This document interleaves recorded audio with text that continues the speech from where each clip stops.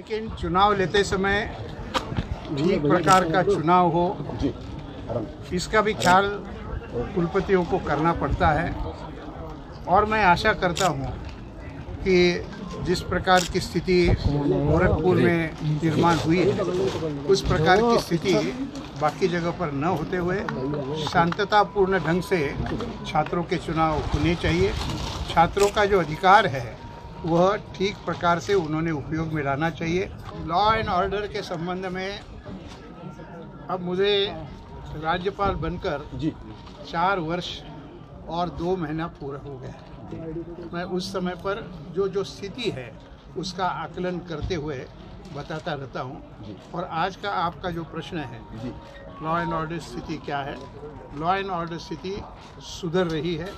पहली जो स्थिति थी 17 महीने में निश्चित तौर पर सुधर रही है और सुधारने की आवश्यकता भी है। ऐसा है कि उत्तर प्रदेश की सरकार का विभिन्न स्थानों पर नए अस्पताल खोलने का विचार चल रहा है। कुछ की उन्होंने घोषणा भी की है और उसके अनुसार बजट में प्रावधान भी किया है।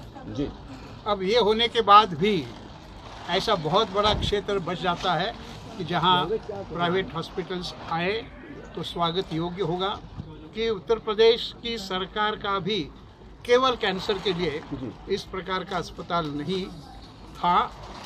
अब उसमें काफ़ी प्रगति हो रही है। में आकर यहाँ के डॉक्टर्स को उसके बारे में किस प्रकार से काम करना है मार्गदर्शन करते रहेंगे।